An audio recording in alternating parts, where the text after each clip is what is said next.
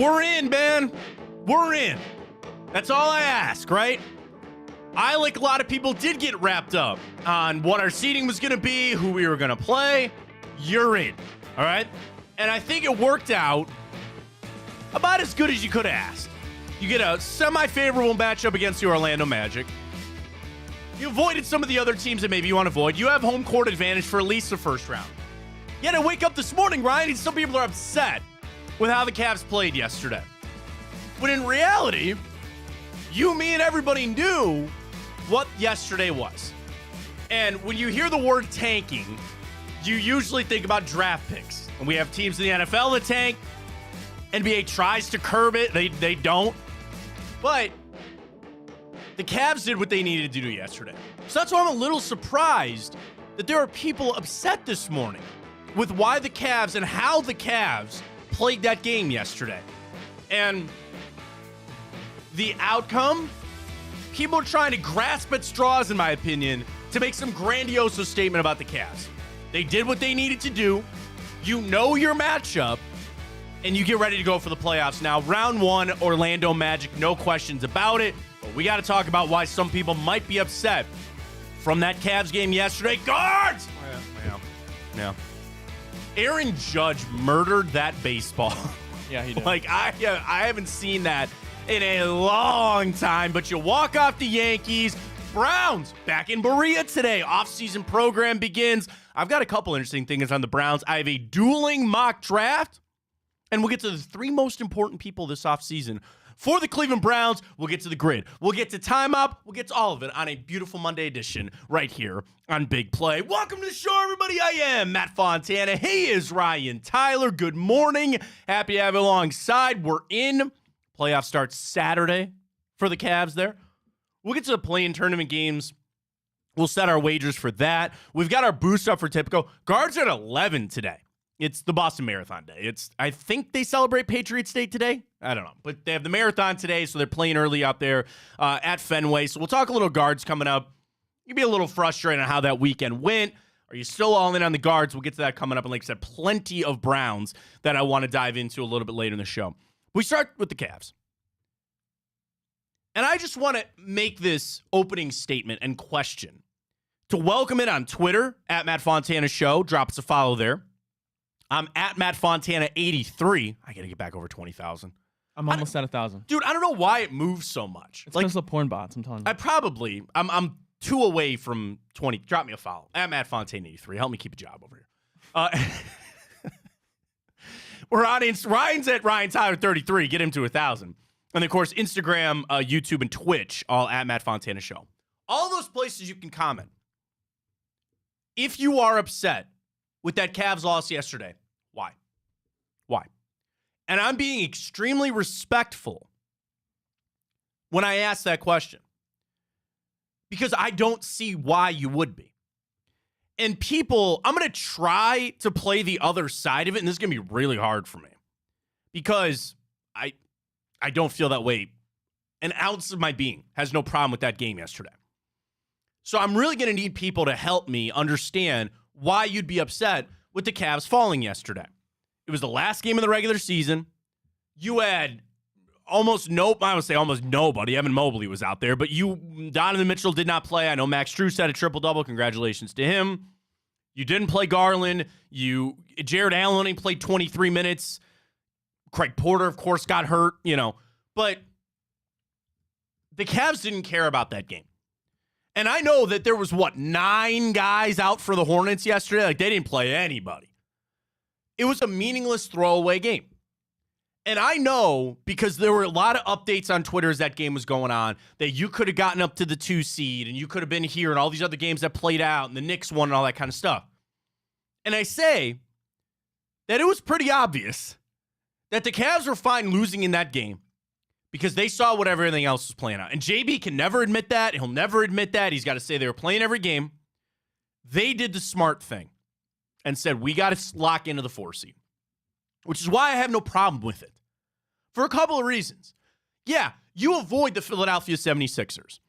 Ryan, people that have a problem with yesterday's game might grab onto, well, you're running scared from some of these other teams. Yeah. Yeah. This is not some LeBron-led team where I don't care what the seeding is. I still feel like we're going to win. I'm a realist on where the Cavs are at. You need to avoid the 76ers. I would have liked to have avoided the Heat, and you did that. That's number one. Number two, it is Orlando, and a team that has played you tough. JB talked a lot about it last night. They present a lot of problems. They have a lot of height. They have a lot of ways to stretch the floor on you. They got the Wagner brothers. Paolo Banchero is very good. And they play really good defense.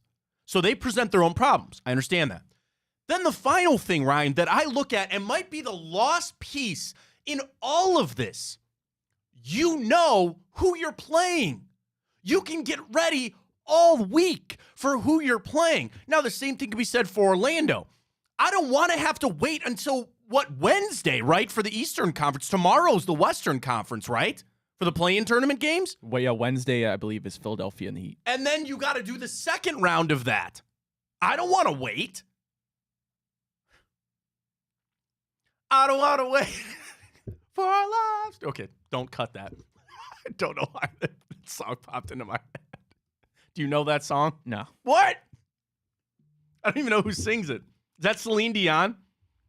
It was the intro. Oh, Paula Cole. That was the intro to Dawson's Creek. I know, way before your time. Way before your time. Sorry. I did not mean to scorch everyone's ears here on a Monday. You got to listen. You know that song. There's no way you don't. I don't. Okay. I don't want to. Sorry. I don't want to have to wait to see who you're going to play. I want to know. And with this Cavs team, I think some of the issues that people are having is that they look at it and maybe have a what's the word I'm looking for? Like a higher opinion. I'm saying that for lack of a better term. They have a higher opinion of the Cavs than maybe I do. Where the Cavs, they're going to need every break they can get. And they caught a lot of breaks yesterday by losing that game. You get Orlando. You know who your opponent is for the week. You can prepare for that. You still have home court advantage. And I admit, there was a time that I was chasing the 2 seed. And I was a team that I was like, all right, we're in this. Then you see how everything else plays out. And you realize that the 2 seed maybe is not all that important. And you could try to tell me that, second round, play or a home court advantage in the second round might be important. I'm looking at the teams you need to avoid. And they accomplished that. They avoided the Philadelphia 76ers, which I know a lot of people might be saying, oh, they're still washed, or he will then be. I don't even want to play that game. I don't even want to see them. They got to play the extra game. We'll get to the rest of the matchups, too, where it's interesting, because I know a lot of people are sitting there saying, what the hell did the Knicks do in all this? But, I mean, I think it worked out just fine. I truly believe that I think it worked out just fine. The other team that's sitting there probably feeling pretty good is Milwaukee. Well, yeah. And I know that's a sexy pick for a lot of people to say first round upset. I'm still taking the Milwaukee Bucks in a 7-game series over the Pacers. Yeah, over the Pacers, but I wouldn't have taken them over. 76ers would have been a fight. That would have been a dogfight for sure. Well, yeah, here's the thing. Hindsight's 2020. Because the Knicks won, yeah, if we would have won, we would have ended up at a higher seed. We would have played Indiana, who I personally would have liked a better matchup than against Orlando. And then we would have avoided Boston in the second round, which is what everybody's really upset about. But you got to realize, you got to win the first round to get to the second round. And I said this before the seeding even ended. I would have picked the 76ers in a 7-game series against the Cavaliers. And I think a lot of people would have. With a healthy Joel Embiid, I think they match up well. I don't really think we have anybody that can contain him. And I go back to, you have to win the first round. People are all upset, but it's the same people that would be upset. Like, if we're going to go, I think the Knicks are going to go out in the first round now because they match up against the 76ers. And these are the same people that if the Cavs did match up against the 76ers and lose in the first round, then they'd be crying and calling for everybody's job, saying, trade this player, trade that player, Donovan's gone. But you got to win the first round to get to the second. So here's the thing. That then comes back to expectations. You're right, Ryan, because I guess people that would be upset, if they advance from the first round, they're going to be negative and say, well, yeah, you beat the Magic. What were you supposed to do? You can't win. But then that gets back to, what is your qualification in this? What is your expectation? And then if things lay out that in the second round, I didn't really look at the bracket. Because, all right, let's say everything goes chalk. Okay? Playoff bracket. Who do we have in the second round? We'd have the Celtics. Celtics. That's right, because we'd be the 4 seed. You're right. Okay, right. And you could say if you got up to the 3 seed, then you'd either face you'd probably face the Knicks. Well, there too. It could have been the Bucks, but then you'd have to face the Pacers. I guess that would have been probably a more ideal situation, I guess. But if you're coming from I just wanted them to win a first-round series. We know there are changes coming. This offseason, there's going to be a lot of changes with this basketball team. Those, I believe, are already set in stone. And there are probably a group, too. And this, again, I'm trying to come up with arguments. Our question this morning is, are you upset by that Cavs game yesterday? Basically, are you upset that they lost that game? I'm not. Ryan's not. I'm trying to put myself in the shoes of the other side now. And you could say, that they need to win these matchups and potentially even win a second-round matchup, right? And winning that game yesterday actually would have created an easier path to potentially stave off some of these changes. We're talking about JB Bickerstaff. We're talking about maybe what Donovan Mitchell is doing. Because I'll tell you this, anybody that is trying to grab that game yesterday and say that that will somehow influence Donovan Mitchell's decision, you're wrong. You're wrong. And I get that the Cavs, it was part of a plan. And I think he understood that plan. I don't think this is an issue with Donovan Mitchell with his decision. And he's going to look at the totality of the season, which I get. I still think, unfortunately, JB, we've crossed that line. There's no going back. So I guess there could be people that are trying to jump into this team has not been playing great. They're in no position to be giving away games. I look at the bigger picture of it. I've got no problem with it. And I'm trying to understand people that are on the other side of it. It's because they're going back to, okay, the Cavs aren't a serious team. They're ducking the Boston Celtics. Well, first of all, or I'm sorry, not their, but they're dodging the 76ers. Yeah, of course they are. They're probably outside of right now, I would say with the healthy Embiid, outside of Boston, I would say they're the second best team. And I think the way that they have been able to play without Joel, and now Joel's back, and they're got to that 7 seed, almost avoided the play-in totally. Yeah, I would say they're probably honestly the second best team in the East. So no kidding, we want to avoid them. And like I said, hindsight's 2020. If we knew that the Knicks were going to win, and we still managed to lose that game, yes, then that would be embarrassing because we totally just screwed that up. But the reality is, at the time the Cavs won, sorry we weren't scheduled an hour later. We didn't know that the Knicks were going to win. And the Cavs, like you said, we aren't LeBron team. He's not on here. We don't have the luxury of not worrying about who we're playing. We know we're going to the Eastern Conference Finals. We very much have to worry. More likely the finals. We very have to worry. And I'm fine with it. I'd much rather win this first round and then bow out to the Celtics in the second round than take the risk that we play Philadelphia and lose in that first round. But what does that? I'm just asking the question. That's why people are upset because they go. What does that do? Right? Exactly. What does that do? And that comes back to what were your expectations before the season? A lot of us wanted what? A top 4 seed and to erase that hell that was the Knicks series. By the way, we'll get to time hop later. Guess what 1 year ago today was? The opening game of that series. It's all relative on what you view for this team.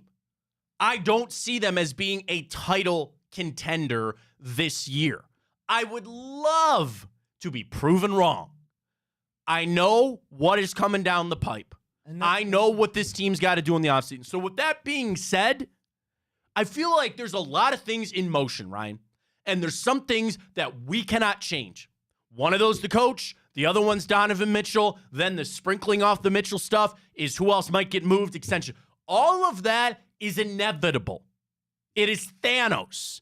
Inevitability is what you're facing. So you might as well win a first-round matchup. And that's what you might as well win a first-round matchup while you're at it. And like I said, yes, if I could go back yesterday and tell JB Bickerstaff at the time that the Knicks are going to win, which that's crazy to me. Which, again, a lot of people are looking at that, what a mistake that was. Right, sure. I would have said, yeah, totally, win this game because then you get the Pacers and you don't have to play Boston in the second round. But the reality is, you didn't know that. I'd much rather get that bad taste from last year's first round out of my mouth than had to risk playing the Sixers because, like I said, I wouldn't have been confident at all. You wouldn't have been confident at all. Everybody in the world probably would have picked the 76ers. I would rather not bow out in the first round again and get that first round playoff win because, like you said, yeah, I don't expect this team to ever beat the Celtics this year in a playoff series.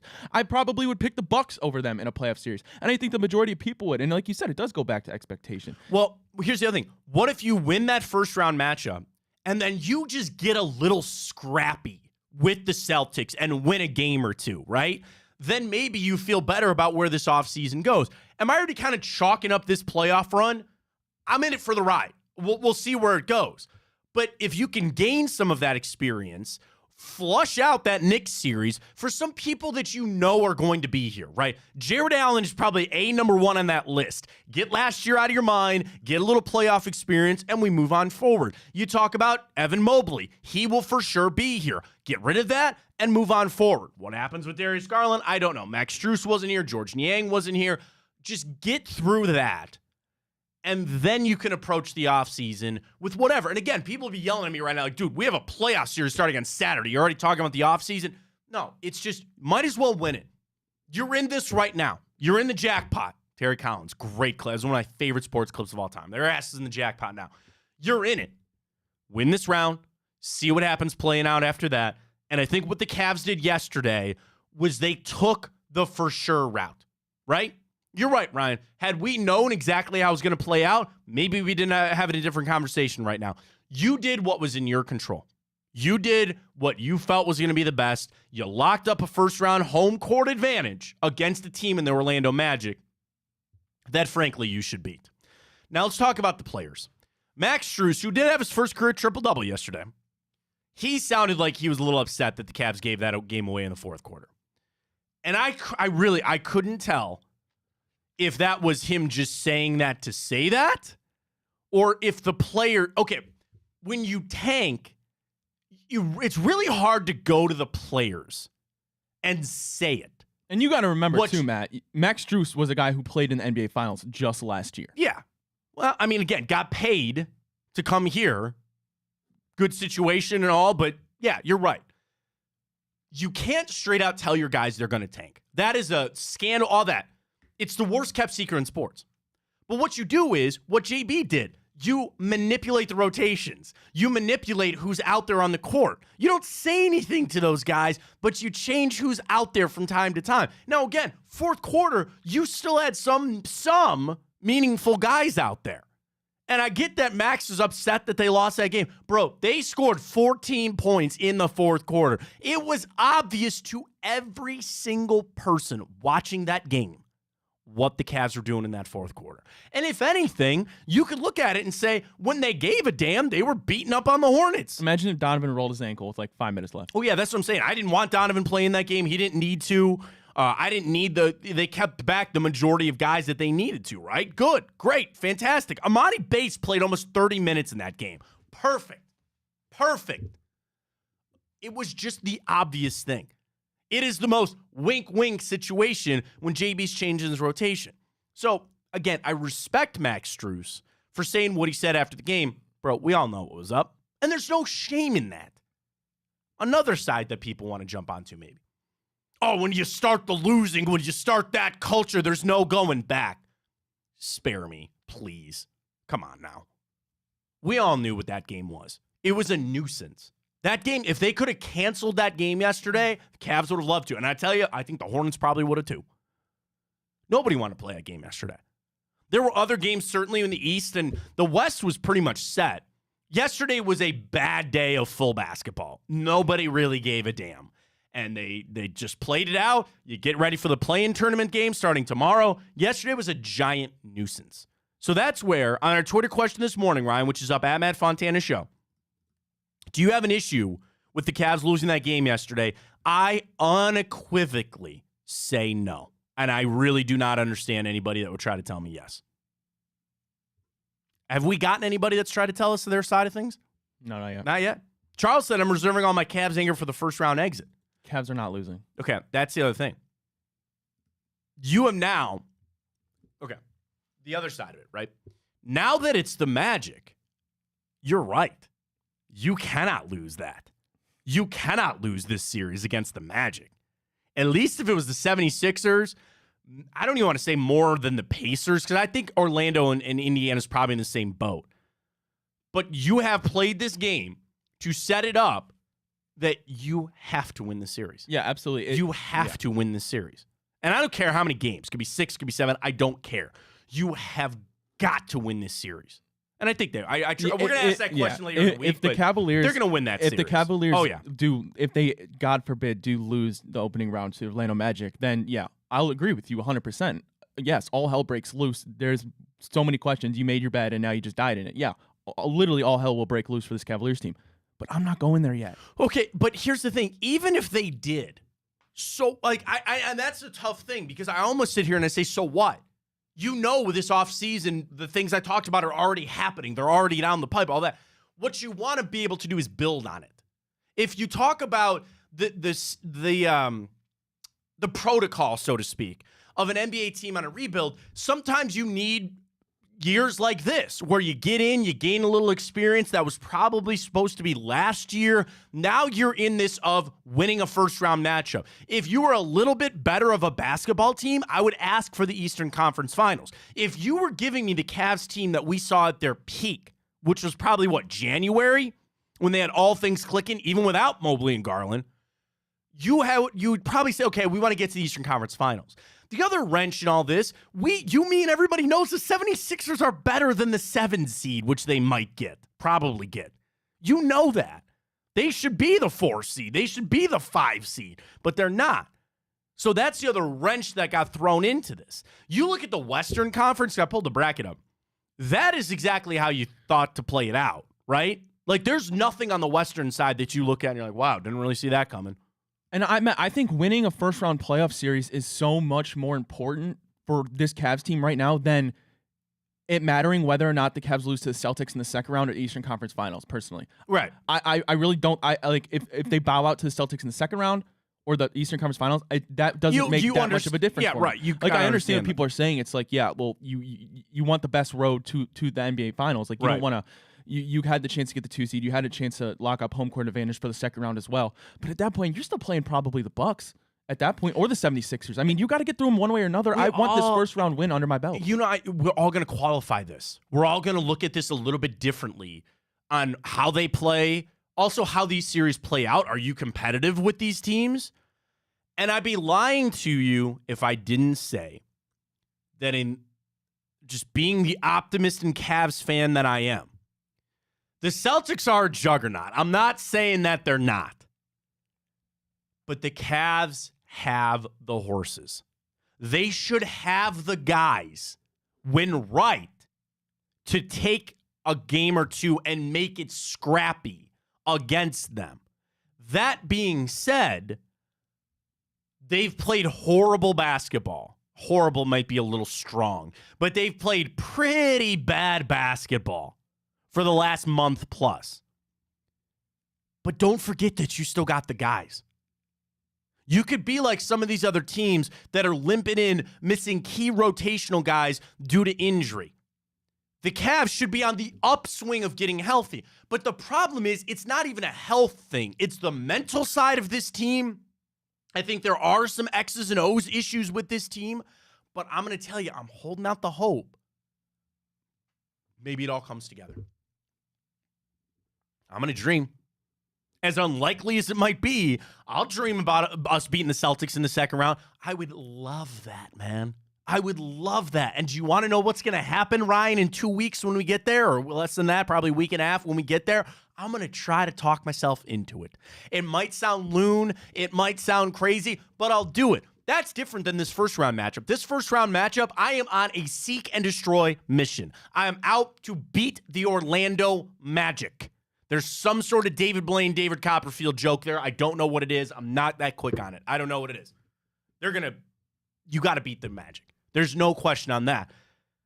Beyond that, at least I look at a team that says we got talent. You could say a lot of things about the Cavs. They got talent. Now, the issue is the talent has not been playing well, and they've not been up to what your expectations are.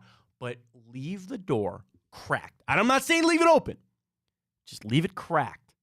These guys might be able to show up. Would it make like a difference for you, Matt, whether they like the way you outlook on this season when it all wraps up and the way you go back and you look at this season as a whole, whether you want to grade it, just analyze it, would it make that much of a difference to you if the Cavs lost to the Celtics in the second round instead of the Eastern Conference Finals? Here's my thing. It's going to be more about how that series is played. And I'm copping out. I'm not giving you an answer, and I apologize on that. Here's the thing. You get swept and destroyed by 10 points in all 4 games, I'm going to feel a little bit different. You scrap, you fight, you show a little bit, then that's going to make me feel a little bit better. I still think there are things that no matter what happens, I say no matter what, go win the title and something will change, but I think there are some things that are inevitably going to happen. And I think a change of coach is going to happen. I still think they're going to trade Darius Garland. They're going to sign Evan Mobley. Or Jared Allen needs an extension. Mobley needs an extension. You got to sign Donovan Mitchell and all that. And there are some people that they want to say this playoff run matters in Donovan Mitchell's decision. And I think that's a really interesting point to bring up. We're not in Donovan's head. We're not him. I have no idea. But it does matter. It's just like me as the fan. As I sit here and I'm going to watch these series, it's how the Cavs play in these series is how I'm going to feel about it. I expect them to beat the Magic, and I want them to be competitive against the Celtics. These decisions will enter Donovan Mitchell's mind. Not decision, I'm sorry. How they play is going to enter his mind on when he makes his decision. I really don't think he's got his mind made up. I think he's leaning one way, and you want to see how it plays out. Also, I think he's going to want to see who the head coach is going to be. Because I unfortunately, I think that's going to happen too. So I guess the one area that I would look at the most of if people were upset about yesterday, maybe the bigger picture, is the impact on Donovan Mitchell. I'd listen to it for a second, but I think yesterday you just wash it. Now, what they do in the playoffs, I think that's going to mean a little bit to Donovan. I think it will. And then the moves that are off that and everything that happens. But you got the guys. And I also think it would probably end up being frustrating, but let's play a fantasy world for just a second. And let's say the Cavs come out and they gentlemen sweep the Magic. And then they go into a Celtics series and they play well. And maybe they take it to 7. And maybe they somehow scrap and fight. Your anger would then go, where the hell's this team been for a month? But that's kind of my point. I see I know that it's just about them flipping the switch. I know it's just about them something up top, man. It's something mental injuries, exhaustion. They get the week off, man. Relax, chill. Get to practice on Wednesday. Just get off your feet.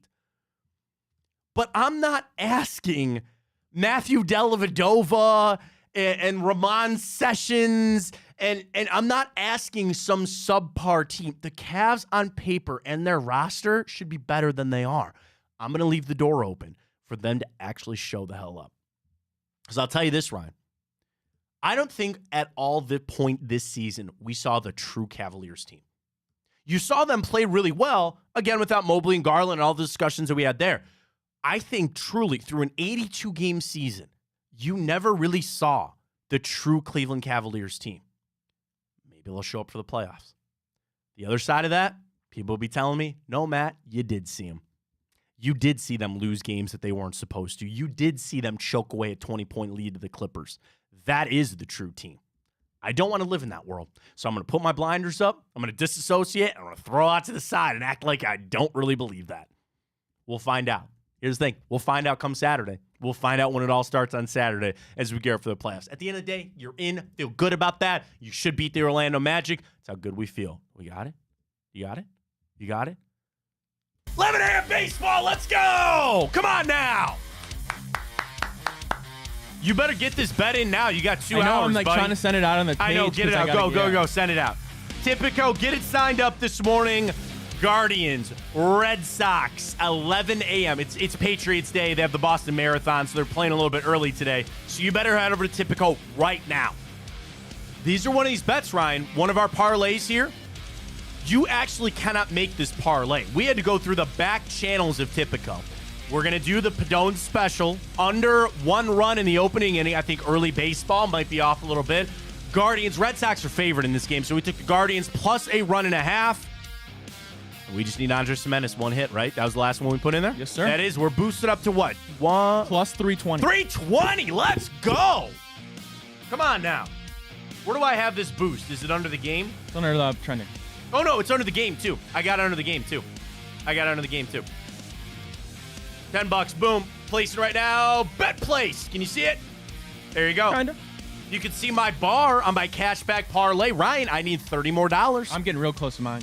There we go. Tipico's where we're at, folks. The boost we tell you about, the cash back rewards. All you do is bet like you normally would. I know you can't really see it. There's a bar right there.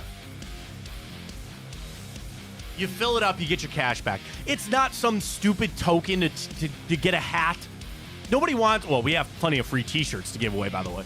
But it's money back into your account to you bet with. That's as simple as that. Folks, Tipico is where it's at. Use that code Fontana100 for new customers when you sign up. Deposit and bet $25 as soon as your game, whatever you bet that on, is done. Get $100 in bonus bets. Terms and conditions apply. If you have a gambling problem, please call 1-800-GAMBLER. But get signed up today. We got the NBA. Dude, tell me you don't want to bet all the play-in tournament games. I got locks for that, by the way, that we'll get to tomorrow. You better share them. You better. Oh, you know I will tomorrow. We got it. Locks on that. We'll get to that coming up. But you got NHL playoffs around the corner. Tipico is where it's at. And then a Guardians boost. We got that rolling. I love it. Tipico is where it's at. Get signed up today. So, again, under a run in the first inning. Just one Andres Jimenez hit. I feel like he's due for that. The Guardians plus a run and a half. There you go. Get signed up today with code Fontana100 with our friends at Tipico. And it is a great time for me to remind you that we are getting into a lot of our giveaways. We're giving away a bunch of merch over the weekend. So all you got to do is follow Tipico because they retweet a lot of stuff. But at Big Play, and it's a lot of times related to Tipico stuff. So we got a lot of swag we're giving away as well. So check it out there. And our boost is already up. You got 2 hours, less than 2 hours to get that boost in with us right here with Tipico and the Fontana Show. Let's catch our first break of the morning. I do want to talk a little more Guardians. Yeah, okay, a rough one with the Yankees. Are you off the guard train yet? Are you starting to realize that maybe we got a little too hyped? We'll discuss that, and I got a lot of Browns I want to get to. I've got a 3-round dueling mock where it's Mel Kiper and Field Yates, and they go back and forth on the picks. I'd be so team Field Yates in that. I like Field. I think he's really good. Field. Field. Mel's the man. He's the godfather of all of it. But it's 2 rounds, or excuse me, it's 3 rounds. So I do want to go and see what they have the Browns. Again, they go back and forth, but a lot of these picks are playing out exactly how we thought. So I just want to see what we have there at 54. And a really interesting article this morning from Chris Easterling. Chris covers the Browns for the Akron Beacon Journal. Shout out to him.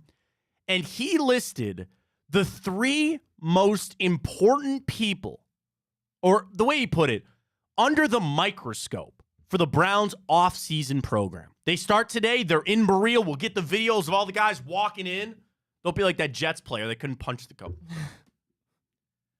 I saw it, and somebody goes, OJ trying to get into heaven. I saw There that. was a lot of OJ stuff this week. Yeah. Anyway, I think it's a really interesting article from Chris, so I want to discuss that. We'll get through the 3 people under the microscope the most this offseason program for the Browns. Catch our break. Tell you about Tipico. We got plenty to come right here. Fontana Show. Big play. Stay with us. Well, how do they know I'm doing this? Did somebody leak this out? It's social media. Oh. It's just that's the way social media works now.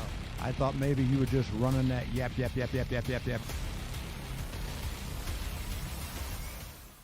Welcome to Big Play, a sports media team that started back in 2014, and now we're not in a garage.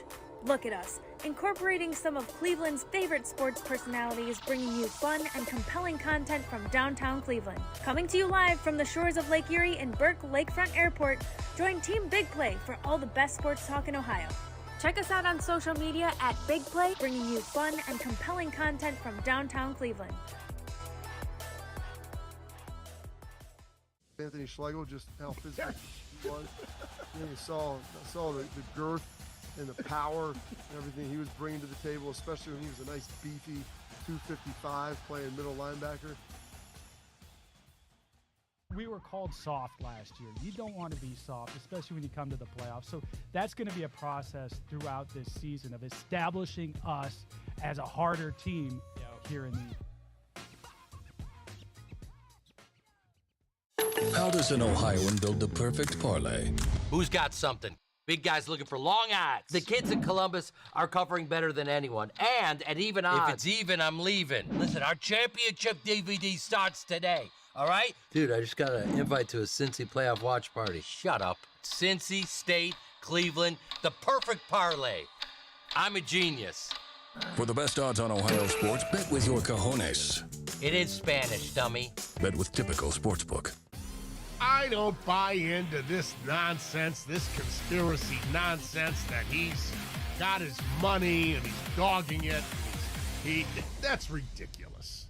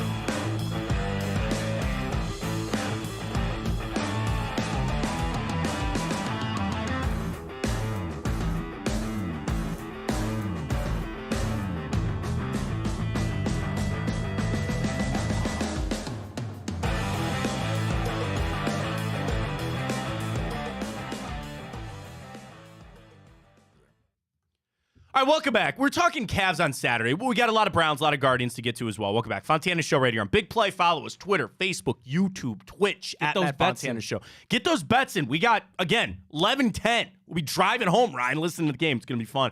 Our bets are in with Tipico. Check us out on Twitter as well to see our bets. The only quick thing, before I want to transition to the Browns, a little bit of Guardians too.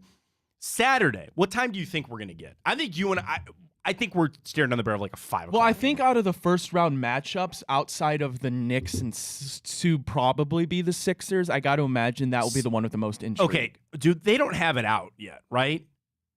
So this is all right. Yeah, okay, so tomorrow is the Western Conference. Lakers, New Orleans, Golden State, Sacramento. Wednesday is the Eastern Conference. Miami, Philly, Atlanta, Chicago. Then the first round starts on Saturday. Here are the games that you will have in the Eastern Conference on Saturday. Cavs, Orlando, and the New York 7 seed. Because, again, the 7 seed will be set on Wednesday. That's enough time off for them, and you can move forward. Sunday will be Indiana, Milwaukee, and then Boston in the 8 seed.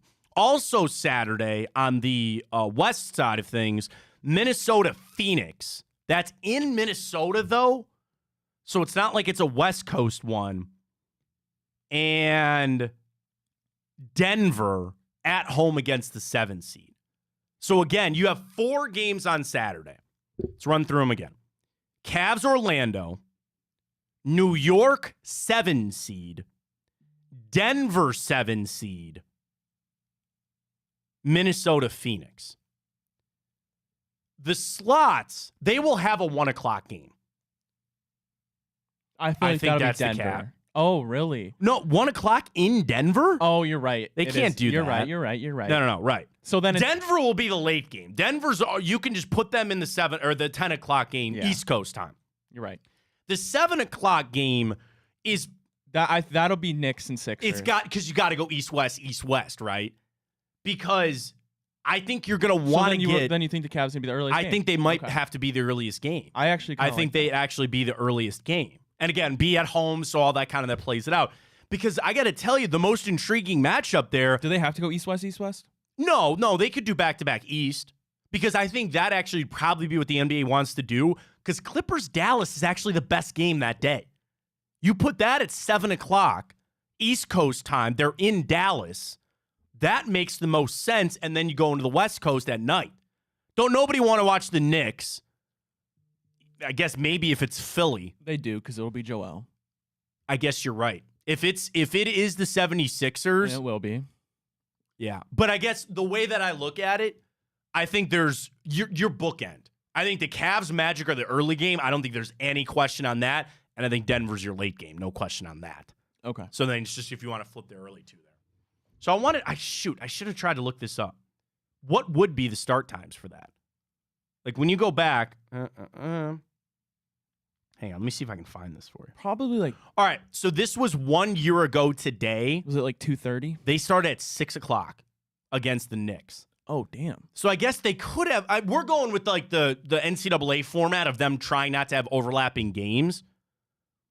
Man, I'd love to know what the start times were on the first day of the playoffs 1 year ago. But that'd be doing some digging, and I just completely derailed from where the show's at right now. NBA playoff start times. All right, this is from CBS Sports. But this is just a play-in tournament. Nobody cares about that. Yeah, they're all TBD after that. Huh. So, yeah, I mean, maybe you go 6, 7, 8, 10, maybe. But I think no matter what, the Cavs and the Magic are going to be the first round. Or the first game, as it goes. Wait a minute. I'm on NBA.com. They have a different one. CBS Sports is wrong. Oh, my gosh. No, I'm sorry. The Clippers Dallas, they're Sunday. It's Minnesota Phoenix. Duh. No, I'm sorry. You said that. No. I said Clippers Dallas. But first you said it was Minnesota. I'm sorry. Minnesota Phoenix is your Saturday game. So again, I take that back. I apologize. I was screwed up on that. So here are your 4 games. Knicks versus 7 seed, Cavs Magic, Nuggets versus the 7 seed, Timberwolves and Suns. That is in Phoenix. Okay, that changes some things. Phoenix will be the late game. It's not in Phoenix. Oh, you're right, Minnesota. Yeah, okay, I take all that back. You're right. Duh. Because that's what you originally said. I still think I'm screwing myself up, which is screwing everybody else up, and I apologize for that. I think regardless, the Cavs, they're going to be the early game. Whatever time that might be, I think they're going to be the early game, so we'll see. All right, sneak in some guards before we turn our attention to a lot of the Browns here. Were you bothered by this weekend? Were you bothered by the fact that the Yankees, who are just seem to be it, man, and they took 2 out of 3, and you had to go to extra innings. You got to walk off yesterday. Are you still on the Guardians train there, Ryan? Hell yeah, I am, man. I am too. What do you want? Yeah, I mean, you played the best team in baseball up to this point, record-wise, I should say. Yep. And I mean, all good. You won one. You still all won. Good. You still won. You probably shouldn't have. All good. It shouldn't have been that close, but you still won. You blew it in the 9th, but you still managed to win. I thought that showed a lot of fight. The issue is, and it remains as it was last week, is the starting pitching now. The runs are still there. It's concerning that 3 of your pitchers, Logan Allen, Tanner Bybee, Tristan McKenzie, three straight, who you thought were going to be solid options, have over a 5 ERA. Yeah. That's not good. You've had to stretch out this bullpen immensely so far early in this season. You've had some winners and losers in the bullpen. Cade Smith looks really well. We all know how we feel about some Scott Barlows of the world and whatnot, Eli Morgans. But at the end of the day, I mean, there's wins and losses, and I'm still very confident in this Guardians team. Yeah, I mean, sorry, I got friends. What time do you think they're listening to the show? They're like, what time do you think what time they're going to tip? I don't know. We'll find out. Yeah, I mean, there's certainly there are warts with this team, and there are issues. Okay, this is going to be get off my lawn guy for a second. Why is Nestor Cortez allowed to do that? Did you see that video? Yeah, I did. So he saw gets it live. set, and Nestor Cortez, he loves doing this weird stuff because it gets him on Sports Center. And he's on the rubber, and he goes like this, and then he goes like that. But the one time he threw the ball, he didn't throw it, and then he threw it again. How can you do that? I think that is legal. Well, there's no runners on, so there's no balk. I get it. And he's on the rubber. It could be all part of his pitching motion. I think that's bull crap. And he fouled it off. I think it was Tyler Freeman. It wasn't out. It was Brennan or Freeman. He fouled it off. So what? I watched it. I go, what are we doing here? What is this bull crap? And there are guys that always have had wonky wind-ups or they try to do something crazy, but I didn't like that. I thought it was pretty stupid. It was weird. I think it's a little I think it chachi. just messes him up. Oh, well, I mean, that's what he does. That's what he loves to do. It would look like it was a high pitch. It looked to be a strike, near a strike. But it's chachi, man. I don't know. I thought that was pretty stupid there. But nonetheless, rebound today. Get back at it after the Red Sox. Hopefully get a win. Scrap it on out. We'll see where we're at. Listen, I'm not going to jump off this team. It's going to take a lot for me to really jump off this team. Okay, you showed a little bit. You're playing some tough teams. You should be able to win against Boston. And do you want to know still what, Ryan? You wake up this morning, you're still leading the AL Central. You're still 10-5. Yeah. It still feels good. Still feels good. It's where we're at. Feeling good about the Browns' off-season program begins today. They do have media availability tomorrow. So for those that don't know, the off-season program, they divide it up into all these weird kind of different things, okay? And it's all in the CBA about when you can have guys in, mandatory minicamp, and all that kind of stuff. At this point, though, this is a crucial juncture of this offseason for the Cleveland Browns. Here are some things. Before we get to Chris Easterling's article, which I thought was really great, 3 people under the microscope for the Browns this offseason program. Couple of things. You're going to get updates on Deshaun Watson and Nick Chubb. And I know that Watson's been out in L.A. I don't think Chubb has been in Cleveland, but I don't know that for sure. But these guys are going to come back, and you're going to get some medical rechecks. And there's probably some other guys. What's up with DeJuan Jones? What's up with Jack Conklin? Some guys, Grant Delpit. And those are all things that you kind of cast off to the side. You assume they're going to be fine, but you're going to get some of these updates going on the medical side of things. Then the other part of it, you've got a new offense that you're going to start gearing up for. So that is the important part of getting ready to go for this offseason program. Chris Easterling, Akron Beacon Journal, 3 people under the microscope as the Browns begin their offseason program. Ryan, would you dare guess one of the 3? It's in no particular order, but just guess one of the 3. Well, Matt, I have to assume that one is no other than Deshaun Watson. You would be correct. Okay. It wouldn't be an off-season list of players. Chris writes this on a watch if it didn't include Deshaun Watson. We know where he was at, the injury and all that kind of stuff. The thing, and Chris writes this too, where's he at with the shoulder? I know he was at that charity event, he was opening his restaurant. He was opening his restaurant. And he said, everything's all good. I'm following the plan. you're going to want a little more in depth. And Kevin Stefanski is going to get asked 10 times over the next couple of weeks, where are we at with it, to try to get some semblance. What are they going to keep saying? He's on pace. He's on schedule. He'll be ready to go for the opening of the season. I don't know what more you can get, but that is number one on the list here is Deshaun Watson of Under the Microscope. Another person under the microscope, Ken Dorsey, offensive coordinator. And Chris is right on saying this. We've only talked to him once since he was hired in late January. There's been questions, which I think there's a limit. What is he going to tell you in an off-season program? Oh, man, we're going to run this play and we're going to do... No. But it's just the vision and the idea of what you think this team is going to be. And now the importance of instilling and installing this new offense. One of the things that I hated the most about all the coaching turnover that we had, not only it meant that we sucked, but every offseason you felt like you were racing and you could never catch up. You felt like in just such a small time frame, you are trying to cram this brand new offense or this brand new defense, and you never really felt like you got anywhere. Now, Jim Schwartz did an amazing job last year. Coming in, new defense, and they were one of the best in the league. This offense, again, a question I want answered but won't. How much is this Stefanski versus Dorsey? Are you keeping base level stuff that Kevin Stefanski was running with Alex Van Pelt? And it's Ken Dorsey just putting his twist on this? Is it, we're going to rethink this a little bit? They're not going to give those answers up. Why would you tell everybody else in the league what you're planning on doing? I get it. But then you get to the ultimate question, Ryan. And what is going to be one of the most asked questions, or probably the first question? Who's calling plays? Me? I get why people care. I understand. It's a big part of a team. Who is the offensive play caller? Me? I'm operating that it's Kevin Stefanski until Ken Dorsey takes the job from him.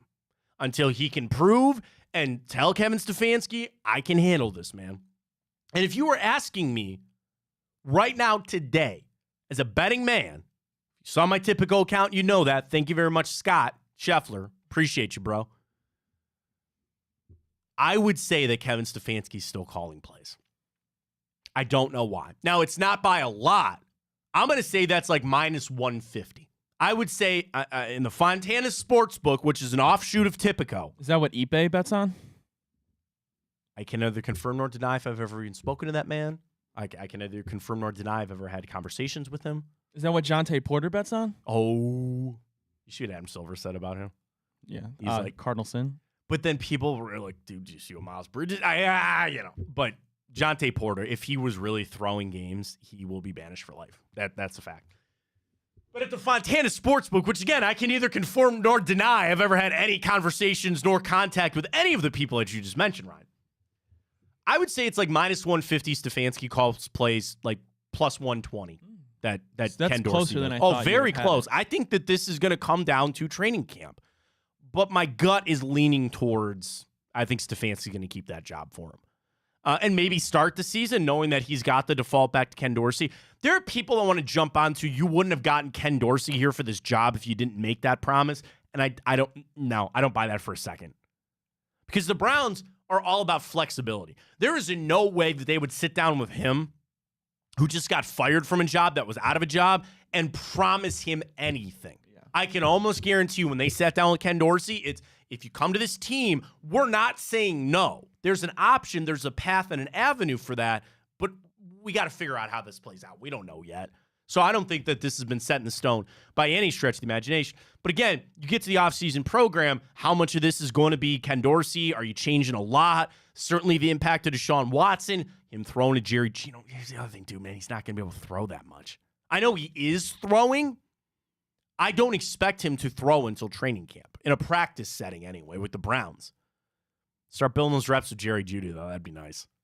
I want almost every ball that's in the air from Deshaun Watson to go to Jerry Jeudy. He knows how to throw to Amari Cooper. I really don't care if he throws to Elijah Moore anymore. Every single pass that he throws in practice had better be to Jerry Jeudy, because they have got to get that figured out a little bit with him coming to town. But they're not going to say anything on what the offense is going to be. We'll figure out. Final, the third person, this is a dark horse, which I think is really a great point by Chris. Again, Akron Beacon Journal, Chris Easterling. the 3 players under a microscope for this offseason. Ken Dorsey, Deshaun Watson. Oh, so it doesn't have to be. Well, obviously, it doesn't have to be a player then. It does not have to be a player. Is this one a player? But it is a player. So you said dark horse, so it's not Nick Chubb. I wouldn't have thought of this. But Chris brings up great points. It is not Nick Chubb. Is it somebody that dealt with an injury? No. Oh, No. see, okay, that's a win. No. No. Amari Cooper? No. Good guess, though. I don't know. Jeremiah Owusu-Koramoah. Guy needs a deal. Chris writes, we don't want this list to be all about offense, even though the offense is where almost all the questions arise. So what about a defensive interest this spring? Enter Jeremiah Owusu-Koramoah, entering his 4th year outside linebacker who may be staring at a massive season in what could be a contract season. You also talk about Jeremiah, where I think last year might have been his best year. I'll limit it this way. I think his rookie year was really impressive. Second year kind of dealt with some injuries, and I think he balled out last year. So that's good for him. And number one, you're back in Jim Schwartz's system here. He clearly unlocked something with that. So you believe Jim Schwartz is going to be here for a little while. Jeremiah Owusu-Koramoah has proven that he can play in this system, and I think Jim Schwartz likes him where he's at. That helps this kind of stuff. But again, under the microscope of, are they going to pull the trigger on this deal? And of the offseason of the counting of the money and the restructure, the Chubb deal and all that other kind of stuff that's playing out, there's still some things you got to figure out. Jeremiah Owusu-Koramoah, a contract extension. Do you get Amari Cooper a contract extension? Can I get you? Who'd you rather have extended if you can only pick one? Jeremiah Owusu-Koramoah. Don't even think about it. And I love Amari Cooper. I want Amari Cooper here. But Jeremiah Owusu-Koramoah. You know a name that came up recently with me? Somebody was talking to? Jed Wills. If they don't want to have to enter this conversation about finding a left tackle, and Jed is a polarizing guy because he's good, but he's not great. He fights the injuries, but he's still serviceable at that position. And then my future is DeJuan Jones at right tackle. I think no matter what, if he even makes it there, Jack Conklin, he will not be your right tackle next year. If he plays it out this season, fine. I think there could be potential trade in training camp or this offseason or something with Jack Conklin. All that being said, there are a couple of guys that you look at and wonder about deals that you got to, get the money out, but there's no bigger on the list than Jeremiah Owusu-Koramoah. So I'd put him under the microscope as Chris did, certainly for this offseason. Anybody else that you put under the microscope that you're really looking at this offseason? I would have just mentioned DeJuan Jones and Conklin as that's a big question. What are you doing with that tackle position, right? Yeah. Besides those, Greg Newsome, I suppose. Yeah, and at the end of the day, I don't think he's going to pick. Right. Now, no. If they pick up that 5th-year option, no. But and they still have a couple weeks, right? Yeah. But what? Okay. Another conversation, a topic that I've discussed with somebody is, if you were trading him, wouldn't you want that leaked out right about now? That you're going to we're going to pick up this option because it got Greg Newsome in the news cycle a little bit. And if these other teams might be interested, you want to trade him before the option comes up to give that new team the option. Here I am coming off like I'm trying to trade Greg Newsome left and right. I'm not. I'm just reading the room. I'm just understanding how things work. Think about why they would want that leaked out about right now, though. So I agree with you. Again, back to the Fontana Sportsbook, an offshoot of Tipico. Bet with Tipico, they're better. I have no cashback rewards at my book. You can go to hell. You go to Tipico is where you want cashback. At my book, I'm minus 200 he's going to be on this team. He's going to be on this team this season. But it's now minus 1,000. I'm not guaranteeing this that he's going to. I'm just saying. I think Mary Kay's reporting is right. The Browns will pick that option up. But I also don't think that slams the door that they're not listening to other offers. And Greg Newsome was in the news cycle last week and let it get out a little bit about, you know what? I'm just saying. I'm sorry. Every twist of the knife, every turn we get to. I'd welcome it. We get into trading Greg Newsome. Well, that being said, depends if they draft a corner or not, but at 54, Ryan, they don't. So we go to a dueling mock, Field Yates and Mel Kiper. They go back and forth through 3 rounds of picks. Number 1, Caleb Williams. Number 2, Jaden Daniels. Number 3, Drake May. Number 4, Marvin Harrison Jr. Arizona would be stupid. Just take him. I know people want quarterbacks. Just take him. Do it. Now, number 5. Go ahead, Ryan. J.J. McCarthy. Minnesota Vikings trade up with the Chargers. Mel Kiper. Did you expect a different quarterback here? No. Giving up the 2025 pick is going to hurt Minnesota, but it'd be worth the organization if they feel that J.J. McCarthy can be the guy. There's some risks involved. He was never asked to carry the load with his arm in college, but his physical tools are appealing. That's the big thing. Everybody's jumping on J.J. McCarthy. Ooh, he's got this, or ooh, he's got this intangible. And you got to dive to some advanced analytics. Here's my thing. You got to dive to advanced analytics on a guy. What does that tell you? Oh, he's really good on third and long and third and medium and over the middle. Okay. All right. 6, Malik Neighbors goes to the Giants. Joe Alt, Dallas Turner, they're all there. J.C. Latham, Brock Bowers. Oh, by the way, Field Yates has Denver taking Brock Bowers, not a quarterback. Not a quarterback. I'm trying to see what other quarterbacks they have in the first round here. They do not have another corner going in the first round. They do not. Now, that being said, first round, wide receivers. Are you ready for this, Ryan? I don't know if you want this answer. Marvin Harrison, 4. Malik Neighbors, 6. Rome Adunze. I always screw his last name up. I'm sorry, Rome. Washington guy, 9. Brian Thomas, LSU, 17. Xavier Worthy, 23 to the Chargers. Adonai Mitchell, 28. Xavier Legette, 32. 34. Keon Coleman to the Patriots. 39 Panthers. Damn it. Lad McConkey. Don't send him. I'd be fine getting up to 39 if he was there. Don't send my guy to that trash franchise. Mel writes on Lad McConkey. I thought about corner and edge rusher here, but this might be a great spot to add a talented wide receiver in one of the worst receiving cores in the league. Talking about Carolina. McConkey just knows how to get open. So there you go. I heard that's a really good thing for wide receiver to know how to It helps. It helps. You want to know my gut punch? 43, Malachi Corley.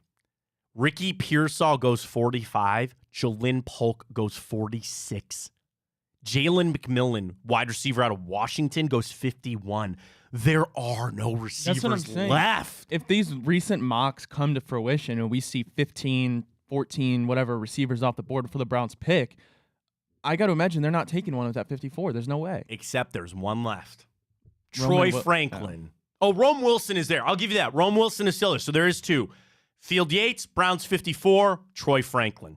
Browns traded for Jerry Jeudy this offseason, but they still feel one wide receiver short on offense. Please, God, thank you, Field.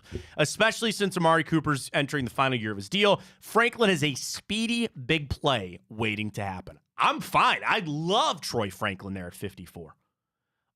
For the record, Rome Wilson goes all the way to the 3rd round, 76 overall. There. So I'd be fine with Troy Franklin. So here's the other issue, right? If you feel like a lot of them come off the board, but this is so deep, I wouldn't let that dissuade me. If anything, I'd probably make some calls to try to trade up. Like, dude, if Lad McConkey was there at 39 still, I'd try really hard. That's what I'm saying. I'd try really hard to get up there.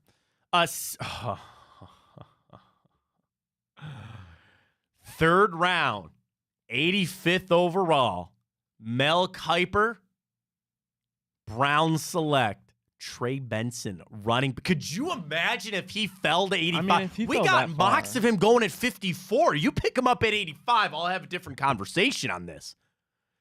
Nick Chubb should be back from his serious knee injury, writes Mel, but the Browns could use a young back to push him. Benson is speedy and shifty. I like his ability to hit the hole and find a lane, which is 2 picks in the first 2 rounds, or first 3 rounds of the draft. Cleveland might have to target its needs. You could talk me into Trey Benson at 85, not at 54. 85, I don't think I'd be that upset. Still available in this draft at 85. I mean, it's a bunch of guys you wouldn't know. Some D tackles, a couple other running backs, that kind of stuff. But I'd take him there. Do you know if he lasted 85, I would definitely jump on him there. Do you know where Tavondre Sweat went? I can Google how far he dropped. Well, I mean, with everything that's going on, did you see some of the write-up somebody had from him? Well, I saw that there was a thing that people already marked him for his off the field issues. And before they said that, one of the things that got leaked out, he's a class clown. Yeah. He's kind of a jokester. Now this off the field stuff, I do not have him. He's not in this 3-round mock. So I think he's starting to fall in this. Oh, that's right. It's only 3 rounds. It's only a 3-round mock, yeah. Yeah. And I just searched the page for Sweat, and it didn't come up. So, I mean, you talk about some of the red flags, and yeah, we've had that. Who was that lineman that his dad posted the video of him with the bong mask? That was Laramie Tunsil. Was that Laramie Tunsil? Who's now one of the best tackles in the league. But that's my thing. He was like a top 10 pick. Yeah. You don't really like Jalen Carter with the off the field stuff with the car crash and everything. I get it. There's some talent there. When you're a guy like T'Vondre Sweat, that's maybe a 2 or a 3, and then you add this kind of stuff. Watching even how the Browns have picked over the years and doing this job that I have, I got to tell you, one of the intangibles that you have got to have on the top of your list is this guy going to be a professional? Everybody's got personal lives, and what they do in their personal lives are their decision. But I'm talking about, is this guy going to show up at 8 a.m. workouts? I say 8 a.m. I'm talking about 5 a.m. Are you going to show up on time? Are you going to watch your tape? I can't tell you some of the guys that I've seen come through here and not give a damn.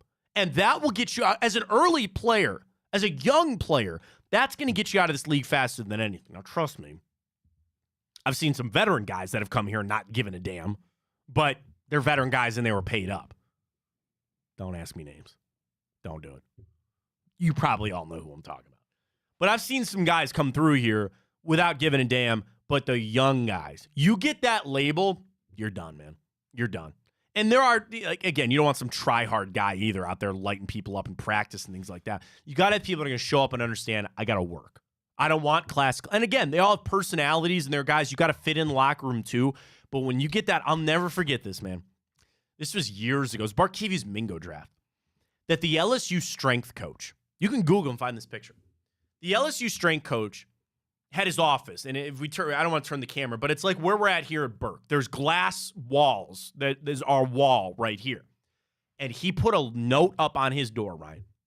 And it said, to all the NFL scouts coming to ask me questions, these are the guys that never showed up for workouts. Wow. And he listed a bunch of guys. Wow. And he said, I will talk to you about anybody else on the team except those guys because they didn't show up.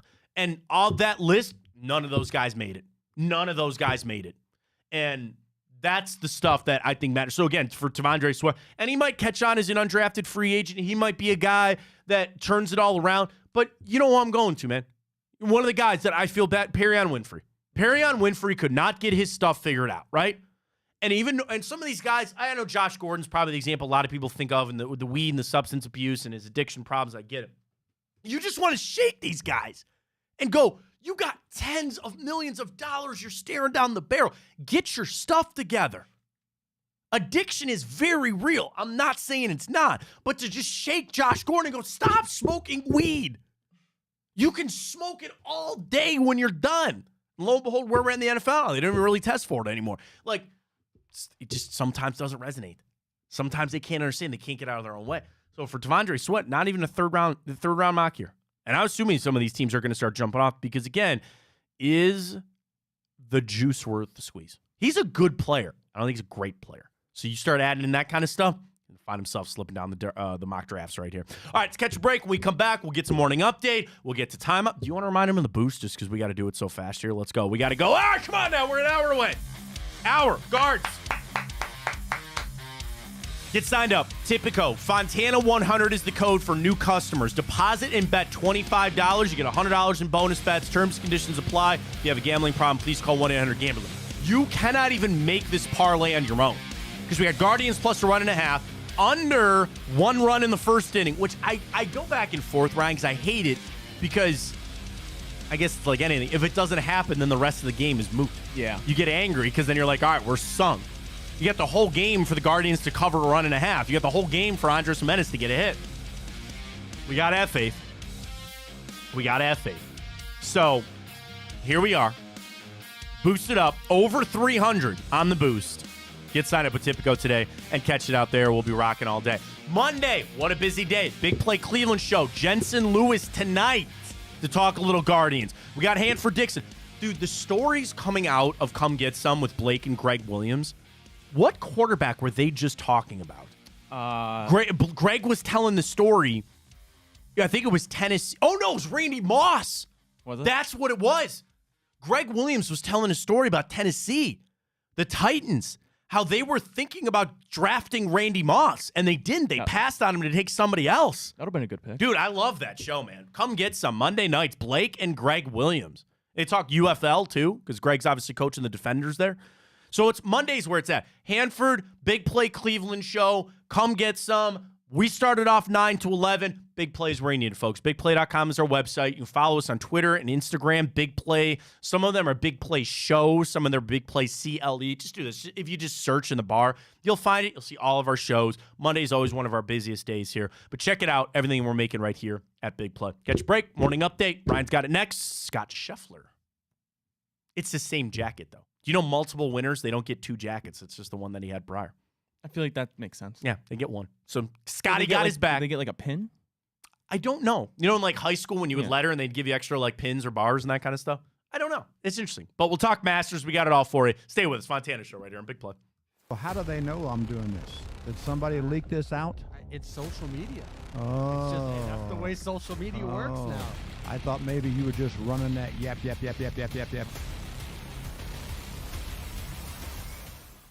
Welcome to Big Play, a sports media team that started back in 2014, and now we're not in a garage. Look at us, incorporating some of Cleveland's favorite sports personalities, bringing you fun and compelling content from downtown Cleveland. Coming to you live from the shores of Lake Erie and Burke Lakefront Airport, join Team Big Play for all the best sports talk in Ohio. Check us out on social media at Big Play, bringing you fun and compelling content from downtown Cleveland. Anthony Schlegel, just how physical he was. You know, you saw the girth and the power and everything he was bringing to the table, especially when he was a nice beefy 255 playing middle linebacker. We were called soft last year. You don't want to be soft, especially when you come to the playoffs. So that's going to be a process throughout this season of establishing us as a harder team here in the How does an Ohioan build the perfect parlay? Who's got something? Big guys looking for long odds. The kids in Columbus are covering better than anyone. And at even odds. If it's even, I'm leaving. Listen, our championship DVD starts today. All right? Dude, I just got an invite to a Cincy playoff watch party. Shut up. Cincy, State, Cleveland, the perfect parlay. I'm a genius. For the best odds on Ohio sports, bet with your cojones. It is Spanish, dummy. Bet with Typical Sportsbook. I don't buy into this nonsense, this conspiracy nonsense that he's got his money and he's dogging it. That's ridiculous.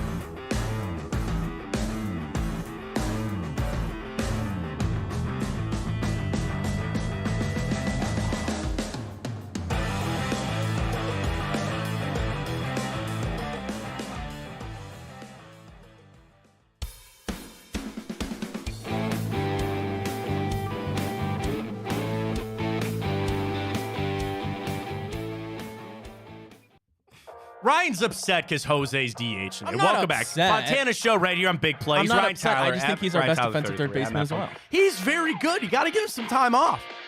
And I said, what happens if he comes in and he gets spiked? And Ryan goes, well, you're going to get spiked after what happened with Tim Ant? I get it. Still might happen. They need some time off. Plus an early day game and all this kind of crap. Yeah, I guess. I don't say crap. It's a big day in Boston with the marathon, and that's why they're playing at 11, but exciting stuff. All right, let's get to it. Ryan's got the stories that you need to know from the weekend. We call it the morning update. Just take it away with young Ryan. Alrighty, well, Matt, speaking of the Guardians, we are just an hour away from first pitch as the Guardians take on the Boston Red Sox as they head to Fenway. Just yesterday, though, the Guardians avoided a sweep thanks to a sacrifice fly walk-off from Andres Jimenez as they come back from blowing it in the ninth. I hate the extra inning rule. See, I like it. Oh, no, I hate it. I love I it. hate I it. love I it. hate it. You wanted to speed the game up. You already did that with the pitch clock. I think it's stupid. That being I said, think it bodes well for the Guards. You think so? Because they're a small ball team, a little bunting, a little steal. You know what? I'll listen to that. I would listen to that. You're probably right. Hey, the Yankees are a really good team. You got to see kind of maybe how far you're away, but I'm not going to stop being excited about the bats. You're hitting. And people are upset at Will Brennan, who I just always think somehow, man, he's coming up at like just these clutch moments. And I don't know why. But that like, right field, yeah, I know. That was a horrible angle. Yeah. No, the guy who comes up in big moments, not even shitting you, David Fry. Yeah, but he always hits. Yeah. And he turned that double play. That's what I'm saying. That was fun. You go back to Oakland, that 3-run homer shot, those were the only runs we scored. You won the game. You won the game on that. I mean, Vogt is still kind of figuring some things out with the lineup. The pitching rotation, I mean, what are you going to do? Like, you're just so down. You got to throw some guys in there, see how it kind of goes. But the lineup, I still think there's a little tinkering going on. This early game, again, 11, I think it's kind of cool because you get some day baseball really, really early. But still, get a win. Red Sox aren't that much better to you. Just win some series, right? So now, on the whole, Ryan, this early in the season, you've lost, what, 2 series? That's it, right? 1. The Yankees That's and... it. Oh, that's right. We didn't lose the Seattle series. We won that. We lost to Seattle, but you still won that series. And we won the Twins. All right. Let's go. That's Just what win, I'm saying. win series. That's all I ask. You're still in a really good spot. Kind of catch one here on the Red Sox, and we'll see how we go. Pitching is the big concern. You got Xavier Curry back today. He was stretched out in the minors. Gavin Williams, eventually when he comes back, we're going to need him bad. Yeah, going to need him bad. There's something about Xavier Curry I like. I really like Xavier Curry. So, 5th starter, maybe. I know Carrasco battled the other day. That's kind of what you're going to expect out of him. You need Logan Allen and Tanner Bybee. That's it. Those are the two guys. Well, yeah, McKenzie coming off the injury, though. I gave him a little bit more room, I guess. But I'm looking at Bybee and Allen and understanding that, bro, they're still just second-year players. And that's super hard, and that's tough to ask. But lineup is hitting. Hitting can be contagious. Get a rolling Guards. Get a win today. Let's go. All right, Matt. Well, not the Guardians. We just talked about them. The Cavaliers, they are going into the NBA playoffs as the 4th seed. They will host the Orlando Magic Game 1 this Saturday, Matt. But a very controversial, if you want to call it, ending to last night's game where the Cavs did essentially tank that. They did, and I don't understand. To our Twitter question, if you've got it up there, please, Ryan, yes, at Matt Fontana Show. We asked everybody, are you upset with that Cavs loss yesterday? 51 say no. Wow. 48% say yes. And okay, so Jay Wiz sent me a tweet a little bit ago. It's a loser mentality. Everybody should be pissed. Come on, Jay. Come on, man. Seriously? One game and you're going to start pulling, it's a loser mentality. When you start losing, it starts to infect. No. You got a favorable round matchup. You're still home court. That game meant jack squat could do nothing. Absolutely nothing that game meant yesterday. I don't care that they tanked. Max Strus, I don't know if he should have said what he said. That's putting a little bit of pressure on his head coach, is it not? If you start coming out and saying that was a bad loss, bro, we all know what was going to happen. I really think that's you did not help JB Bickerstaff yesterday, Max. And I got a lot of respect for Max Strus. I like Max Strus. I'm happy he's here. When you said that, you are then saying I didn't agree with this plan.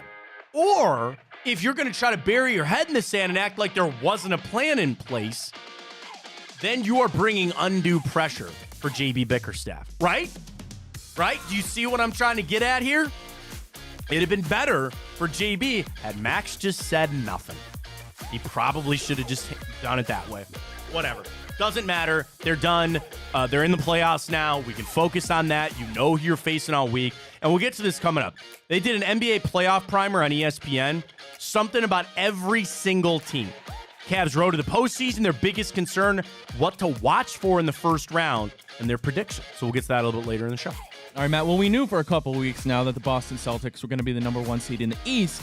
What we didn't know was going to be who the number 1 seed in the West was, as that was much, much closer. Turns out that's going to be the Oklahoma City Thunder, Matt, a very, very young team, the 1 seed in the heavily stacked West, Matt. I want to ask you about that because you can draw some parallels between a young Thunder team and our Cavaliers. Yeah, I mean, Chet's coming back and showing up the way that he has. Shai is just so good. So here's how it plays out. They will get the 8th seed, which, again, your play-in tournament. All right, let's do it this way. Kings-Warriors. Warriors. Ah, that's close, man. I guess you don't want to bet against Steph in a play-in Okay, game. Warriors. Pelicans-Lakers. But here's the thing. The Lakers might want to lose that game to avoid the Nuggets. Yeah, I guess.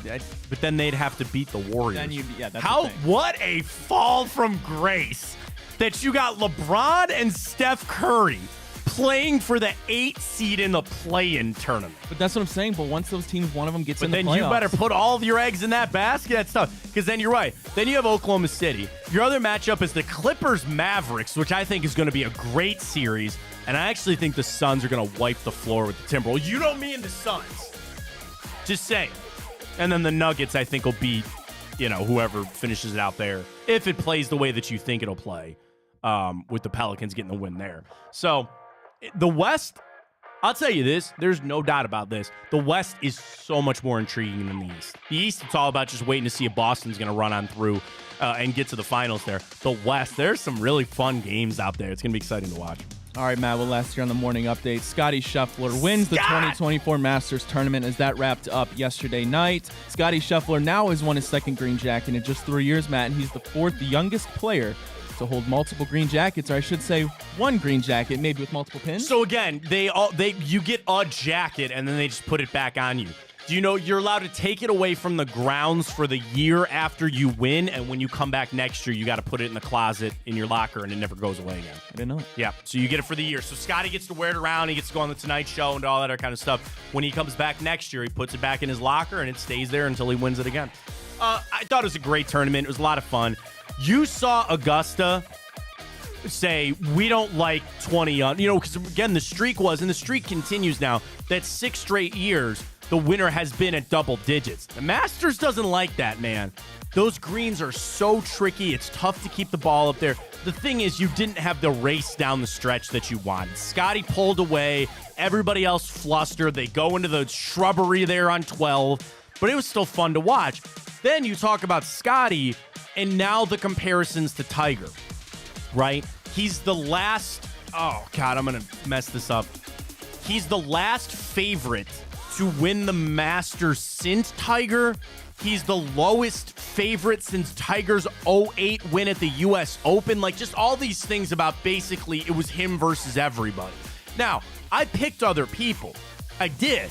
But eventually I threw some money on Scotty because I just it's like a hedge, right? You're just like, I have to because he was at plus 125 and like, I got so good. Yeah, you got to do it. I was actually really tempted to put money on Morikawa going into the last round, but we all know that played out. Scotty is so good. He knows how to play that track now, too. I'll ask you the question I saw on social media yesterday. Over under 8.5 majors for Scotty. So he's got 2. They're both Masters. He's not won another one, though. Really? Yeah. His first 2 majors in the Masters. He's not won the U.S. Open, the PGA, or anything else. I mean, he could still be the number 1 player in the world, Matt, for the next 10 years. That was another thing about Tiger, was he joined the group of people to win as the number 1. Because he was the number 1 when he won the Masters last time, too. And he's 27, right? He's finished 2nd at the PGA and the U.S. Open in 2022. So, again, he's got another 10 years of being competitive. I'll go over. Over 8.5? I'm going to take the under. Because think about this. Even if he won 5 more, that's still only 7. Yeah. That's a lot. That's a lot. That's really tough to do. I guess, we should also the question about if the live guys are going to come back or not. Like, that changes this whole dynamic. And granted, the live guys were there, okay? I get it. Nothing warms my heart than watching Bryson DeChambeau poop the bed. Yeah. I can't stand that guy. I really can't. And there was holes that I go, are you trying to screw this up? Yeah, not a good day for the Reflog had a great tweet where he goes sitting on a couch with like your hand in your pants, go, these guys suck. Yeah. Me hacking around in Muni course there in Augusta. Me sitting there going, why'd you hit the ball there, you dumbass? Bryson really pooped the bed there. But yeah, the live guys. John Rahm, awful. Good. Same thing. Good. See, Neil Shipley, that Ohio State guy, amateur, got to hang around there, which is pretty cool. I think overall, for being Giant Masters fans, we were big fans of it. The fact that we were able to cash a little bit as well always adds on to it. Oh, should we do golfers? Is there a golfing immaculate grid? I don't know how the hell you would do that. Horrible at it, but no, there's not like manufacturer and that kind. I don't know. We're bad at this. Yeah, I'd be no help. I might be better than what we're doing here, man. We got to step the hell up here. Okay, so I'm gonna tell you this. We only get to choose one. We can't switch between basketball and football. You can pick which one, but I'll tell you this. Can I look at them? I'll tell you this. The Cavs are in the basketball one. Do you want to do Do you want to do basketball today? I'm letting you pick, but you can't change back. All right, let's go basketball then. That's fine. Because I had some for football. Maybe we'll come. Let's do this one as our official one of the day. I want to poke around on Cavs basketball. are in this one. All right, you ready? Yep. Go. All right, here we go. Cavs Raptors. Kyle Korver? The Kyle Korver? I don't know. What Raptors player do you think with the Cavs? I know we're missing one there. There's got to be. Are you sure you want to do basketball? All right, let's go the other way now. Let's do 5 assists per game. You can do Fred VanVleet or probably Kawhi. I feel like more coming to Fred. Probably more Fred, but I would be shocked if Kawhi didn't have that. Mavericks, Luka. It's got to be John Wall, right? It's got to be John Wall. Yeah, John Wall didn't play for Grizzlies ever. No, I don't think so. All right. Cavs, Mavericks. JaVale McGee. I was going to say Kyrie, but yeah, JaVale McGee work. Because actually, would JaVale McGee, would he work for the Wizards? Yeah, so I'm going to use Kyrie. Yeah, use Kyrie. Because the other Wizards, oh my God. I don't know why. What are you trying to think of right now? Wizards, Cavs. I thought Sagana Diop for some reason worked there, but I don't. Because, that's the thing. I can't instantly right off the bat think of a Cavs-Wizards connection there. Did JaVale McGee play for the Grizzlies? If not, we can't use him. No. I don't think he did. No, I don't think so. So we picked the Cavs because we're like, it's going to be super easy. Name me a guy that played for the Raptors. I didn't say it's going to be easy. I said the Cavs are on it. Well, I know that. Oh, my God. There's got to be one. Rajon Rondo? No. Ramon Sessions. Does he work there? Did he play for the Wizards? I don't know. I really have no idea. I don't know. I feel like there's a big guy that we're missing. I get Z and Marcin Gortat confused. Yeah, both bald and big and white. Pretty much, yeah. Ramon Sessions. I don't know why. I feel like it works. It does work. Put Ramon Sessions in there.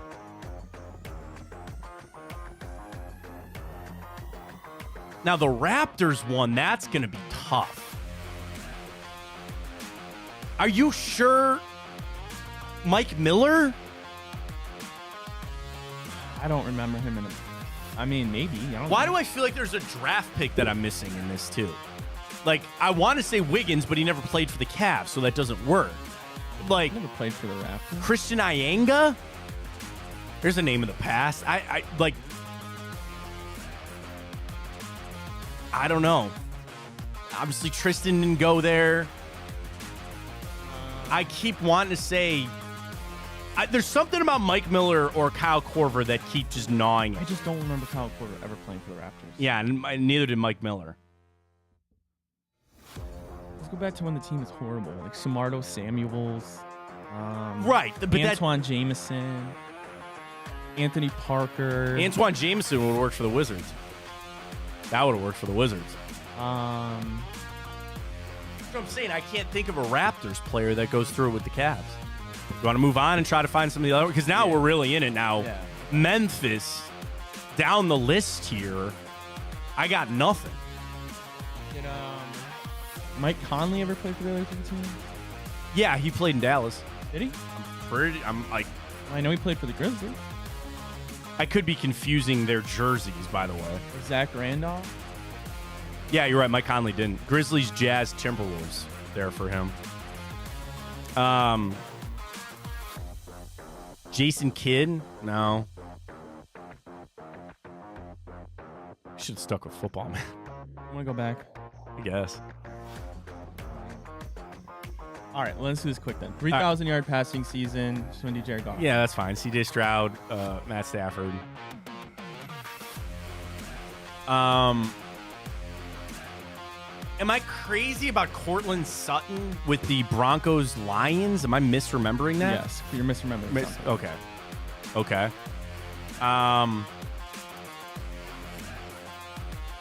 Just think of quarterbacks. Or Broncos, Rams, Von Miller. Okay. Right? He played Yeah. for the Rams. Yeah, yeah. Oh, yeah. Right? Mm-hmm. Yes. Mm-hmm. I mean, quarterbacks, Josh McCown played for the Eagles. So then I think he played for the Texans, did he not? I know he coached there, but I think he played there. Didn't Brock Osweiler play for the Texans? Yeah. Isn't that where we traded him? Yeah, just rip it. Did he play, though? I think so. I think he had to have. He was obviously on the Broncos. Yeah, let it go. All right. I feel pretty good about Josh McCown. Which team do I need there? Texans? Yeah, rip Josh McCown. Josh McCown's good there.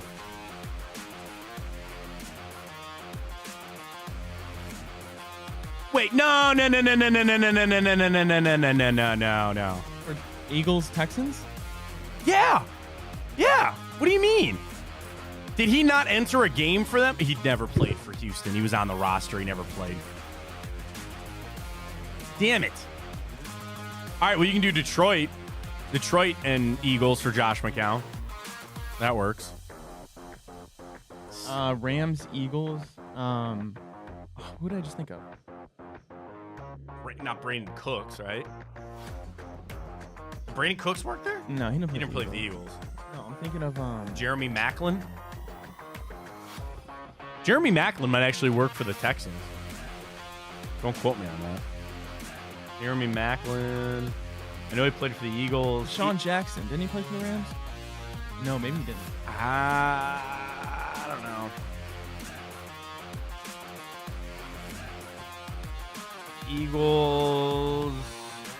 Eagles, Washington, Tampa, Eagles again, Rams, Raiders, Ravens.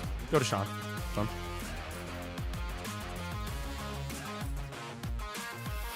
And then one more. I feel like there's Broncos, Lions that we're missing in this.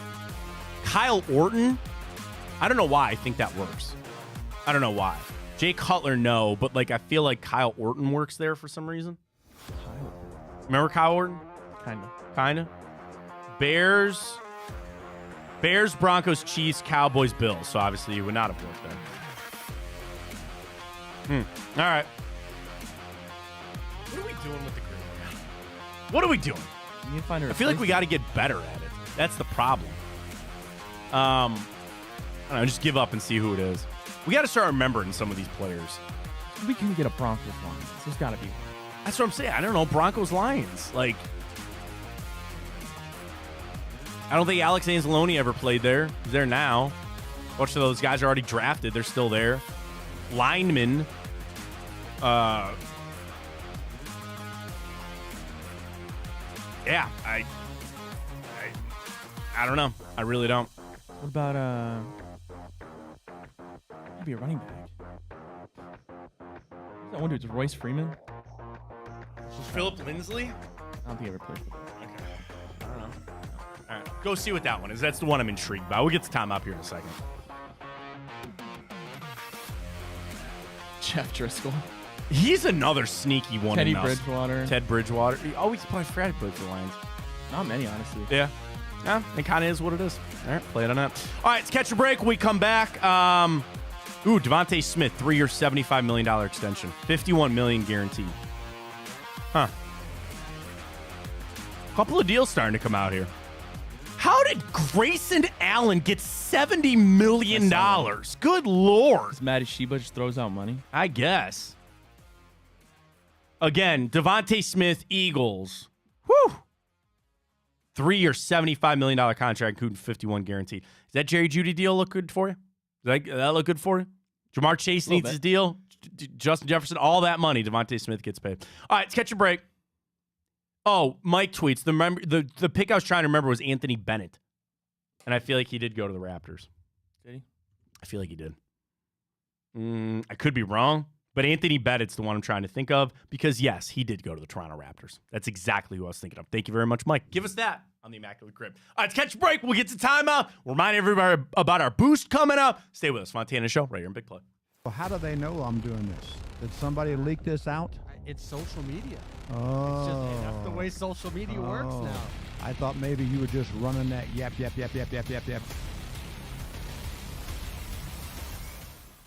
Welcome to Big Play, a sports media team that started back in 2014, and now we're not in a garage. Look at us, incorporating some of Cleveland's favorite sports personalities, bringing you fun and compelling content from downtown Cleveland. Coming to you live from the shores of Lake Erie and Burke Lakefront Airport, join Team Big Play for all the best sports talk in Ohio. Check us out on social media at Big Play, bringing you fun and compelling content from downtown Cleveland. Anthony Schlegel, just how physical he was. You saw the girth and the power and everything he was bringing to the table, especially when he was a nice beefy 255 playing middle linebacker.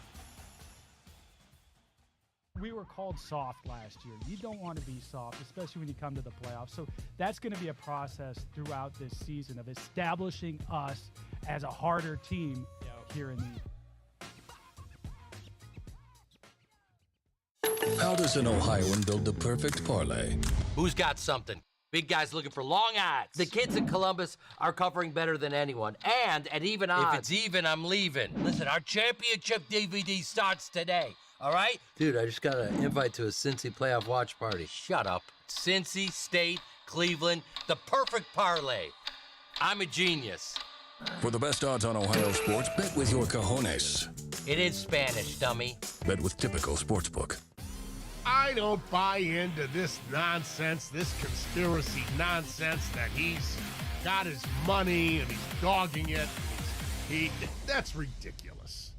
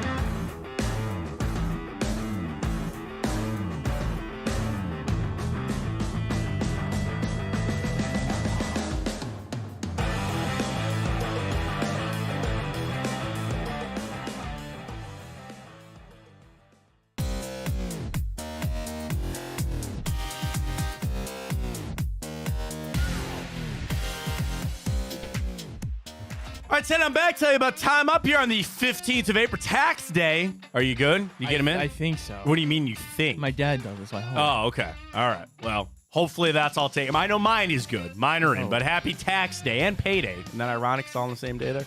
Or at least for a lot of us anyway. But happy tax day and all. Let's head back in time. Tell you what we got, including just 1 year ago today, Ryan, the beginning of the Cavs-Knicks series.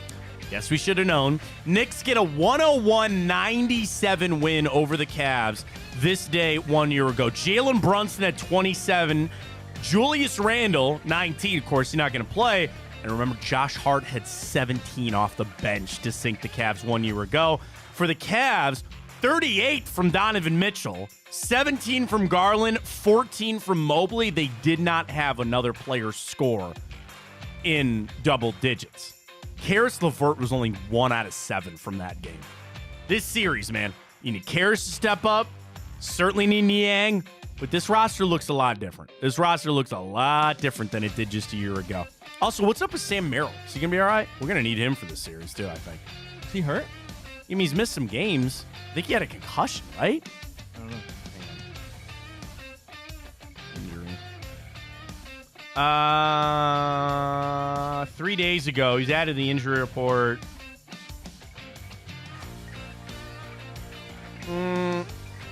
Yeah, it doesn't say why, but I know he's been out. But anyway, it'd be nice to get him. It's a neck strain. That's what it is. He got whiplash. That's right, because JB said it was whiplash. That's what it was for Sam Merrill, so he's been out a little bit. Gonna need him for this series, though, and again, 1 year ago today, he started that series against the Knicks. This day, 2022, Guardians officially signed Jose Ramirez to his contract extension, man. Took that hometown discount. I know he wants to be here. We're happy that he's here. And one of those guys, he joins that elite group. He'll never play baseball anywhere but here. He joins a list of some great athletes that have come through here to say they only played for the Cleveland teams. That being said, do you think Jose Ramirez is going to win an MVP during his time with the Guardians? He's been so close. No, because you think it's the team. You got to have a little team success to go along with that. Yeah. I'll listen to that. Also, this day, 2022, Guardians play their home opener, and the Cavs played their season finale in 2022. I didn't look up the Guardians season. 2022. We lost to the. Did we make the playoffs? We went 92-70, won the Central in 2022. We lost to the Yanks. Was that the year? Was it, or was it that 3 games? Hang on, I'll look it up. Was it against the? No, yeah. All right, wait. April 15th at home, we started against the Giants. We lost 4-1. Zach Plesac got the start, took the loss. Here's your lineup: Miles Straw, Steven Kwan, Jose Ramirez, Franmil Reyes, Ahmed Rosario, Owen Miller, Josh Naylor, Oscar Mercado, and Austin Hedges. Your opening day, or your season, or home opener, lineup this day, 2022. Zach Plesac got the start, took the loss. Now, Guardians got into where's the playoffs? I don't know. It doesn't have the playoffs in here for some reason. Hang on. Stand by. Oh, postseason. Duh. What the hell? Oh, no. That was, we won the wild card series 2-0 over the Rays and then lost in the division series 3-2 to the Yankees. So you're right. I was going to say, we didn't lose to them outright. We beat the Rays and then we lost to the Yankees. That's right, in 2022. But the home opener was this day. This day, 2020, thank God the Browns released their new old uniforms. They went back to the new uniforms. See the Jets ones this morning? Apparently Lions got new ones coming too. So the new uniforms came out this day, 2020. We were able to get rid of those monstrosities that we had prior to that. This day, 2018, Cavs playoffs, and we lost to the Pacers 98-90. This day, 2018. Would you like the box score of that game, young Ryan? Sure. All right, set I'm back here. All right, Cavs. Previous season. Of course, LeBron's last year in town. All right, 17-18. Eastern Conference Pacers. We went to 7 games against the Pacers. Game 1, again, they got an 18-point win, 98-80. Leading scorer for the Pacers, Victor Oladipo, had 32. Miles Turner, 16. Bogdan Bogdanovic had 15. For the Cavs, LeBron had 24. Larry Nance Jr. had 10, and JR had 15. No other starter had double digits. Jeff Green went 0 for 7 from the floor. Kevin Love and Rodney Hood each had 9. George Hill had 7. LeBron took that team to the finals. Unreal. Kevin Love, Jeff Green, Rodney Hood, George Hill, Larry Nance, J.R. Smith, Jordan Clarkson, Jose Calderon, Kyle Korver, the guys that LeBron willed to a finals in 2018, starting their playoff run this day 6 years ago. This day, 2018, the Giants reportedly viewed Saquon Barkley as the near-perfect prospect. They took him, and then they didn't want to pay him. So I guess they don't really think that anymore. I said the Browns should take... Well, here's what I said. I tweeted this out this day. That if they viewed that, then that would tell you that Baker, Allen, or Josh Rosen, 2 of the 3 would be available at 4. And maybe you take somebody else at 1. Now, they ended up taking Baker. Darnold ended up sucking, but if you'd have taken Josh Allen there, could you imagine you go on Saquon Barkley, Josh Allen at 1 and 4? That would be nuts. Wouldn't that be fun? But you would not have Nick Chubb. you would not have Nick Chubb. True. So, got to take it for what it is. Also, this day, 2017 Cavs playoff opener, they beat the Pacers 109 to 108. You want to go back to that series real quick? What date? 2017. Pacers, we swept them 4-0.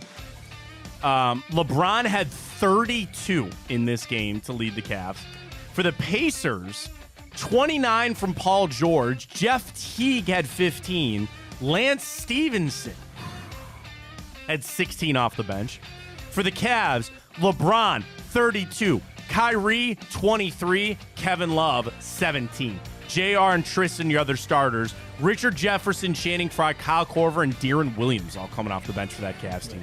Remember that, man? Good times. 2017 was supposed to be the year you should have won it again.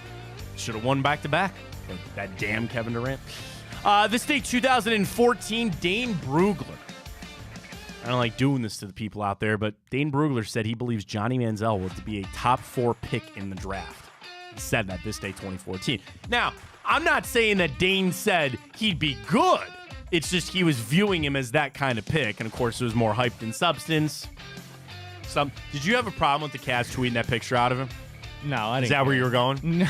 Oh, the substance. No, he's... Never mind. Yeah, never mind. Cavs sent that picture out of Johnny Manziel being I thought that was a bad idea. I thought that was kind of a bad look there from the line and go, but it is what it is. Obviously a very serious one, and it was, can you believe, 11 years ago today, the Boston Marathon bombing. And I remember following that story. I was in college, and the manhunt after that, they looked for that kid. They eventually found him. Like, I know there's been documentaries and movies made and all that kind of stuff, but just, I remember that. I'll tell you, I'll never forget that day. You want to know why? So I was on the early shift I don't think I was working yet because I was in college, right?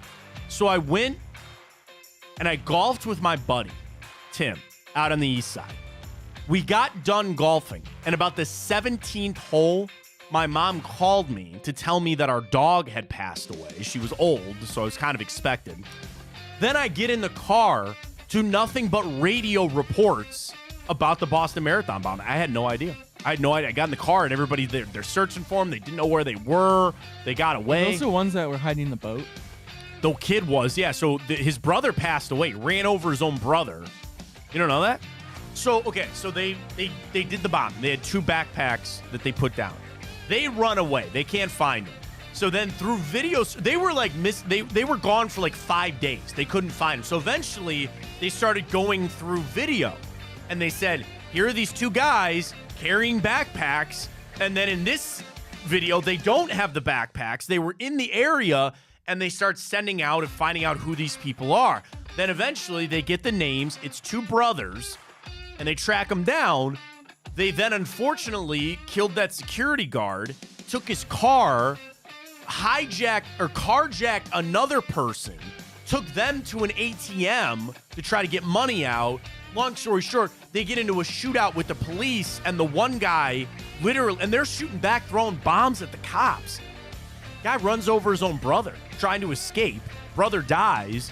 Then the younger one gets away, and in Watertown, they have the lockdown. Nobody go outside. They're looking for him. After the lockdown, guy goes out in the back. He sees the tarp on his boat's disturbed, and he sees blood, calls the cops. Kid was in there the whole time.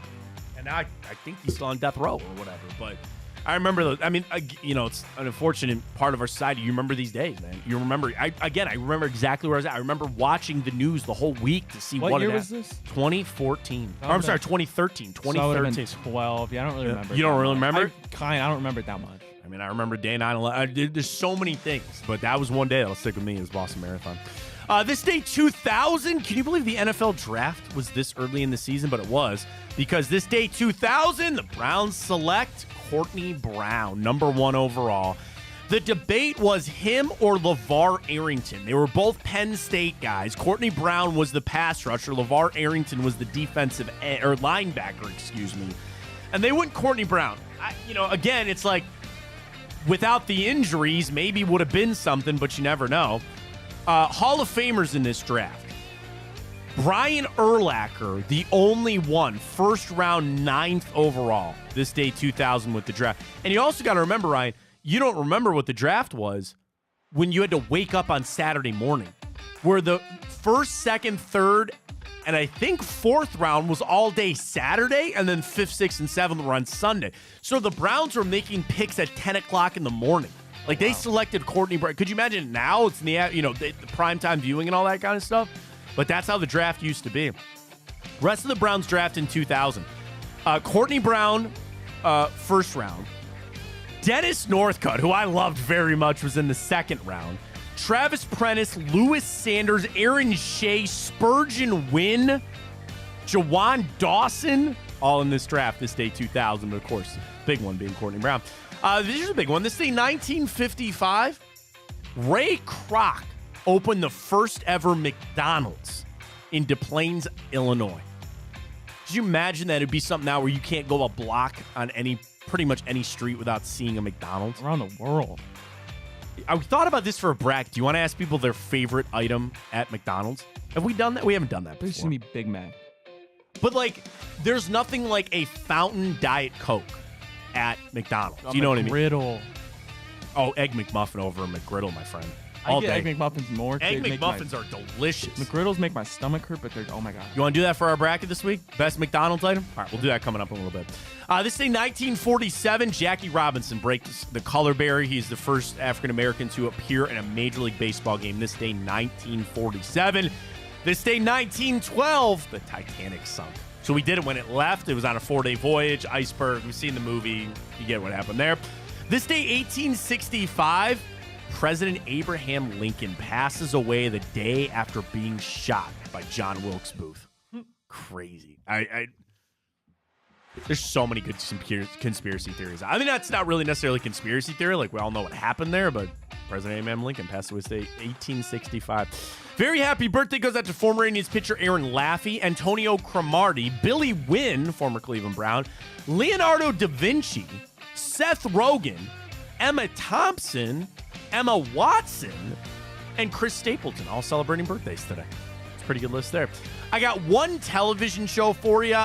I really highly doubt you're going to be able to get it. All right, try me. Okay.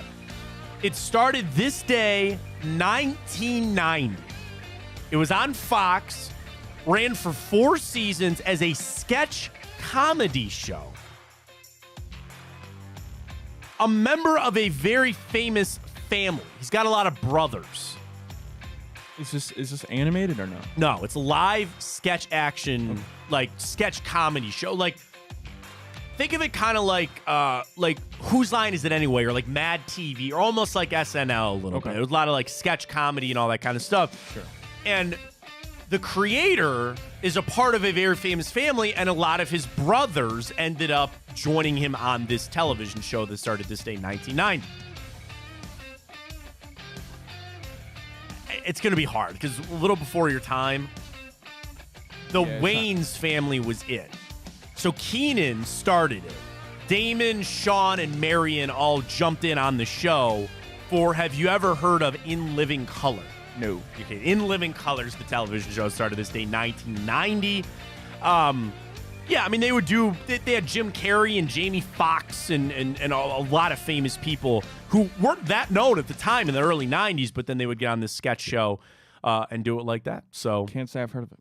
In Living Color? Oh, yeah, it was a good show. And again, it was like, that really started the Wayans brothers, the Wayans family, because you got Damon, you got Keenan, you got Sean, you got Mary, you got all those guys. Or Marlon. I keep saying Mary, Marlon Wayans. Because Damon Wayans, have you ever seen the movie Major Payne?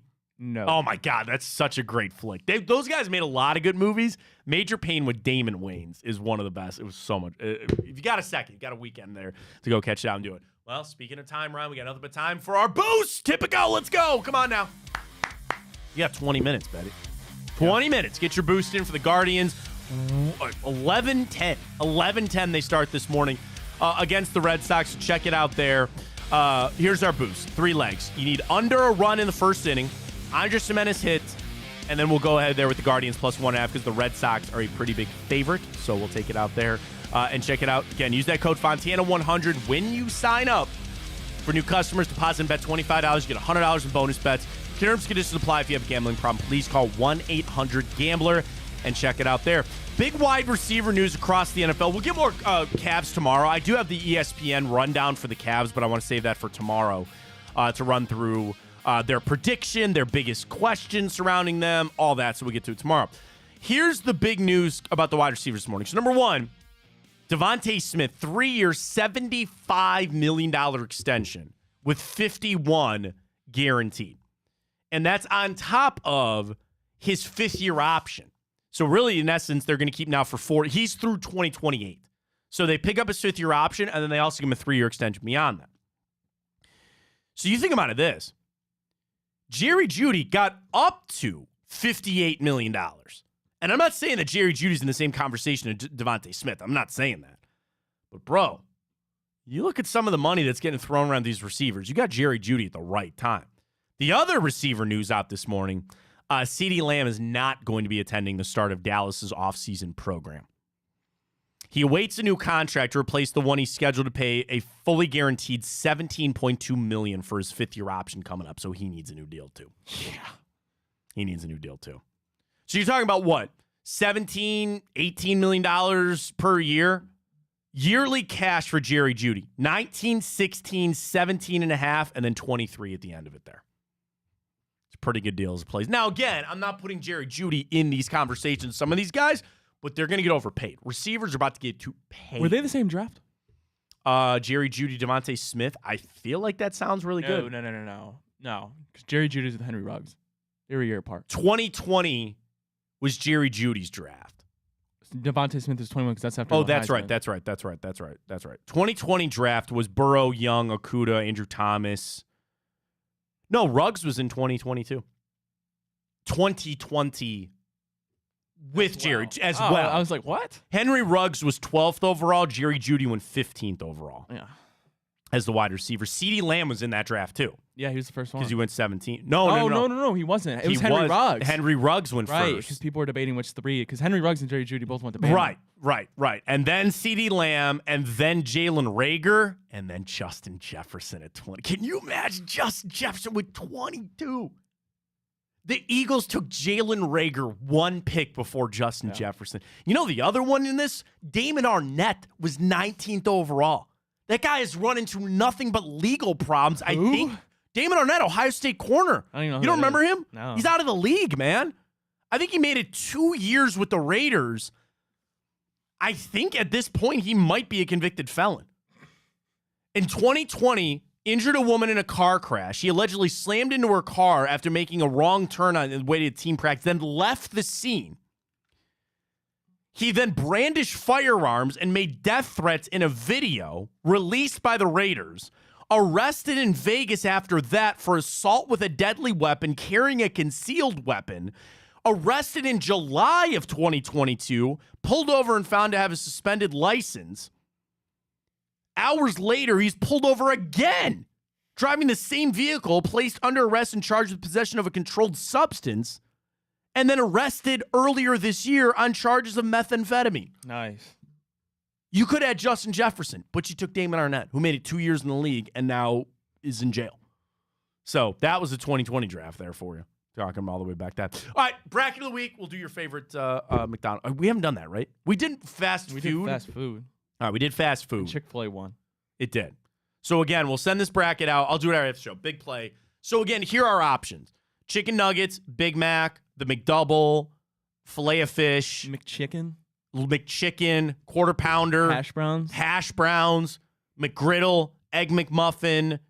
Then the beverages, like their coffee is legit. Their Diet Coke's good. Diet Coke, Fountain Diet Coke there is undefeated.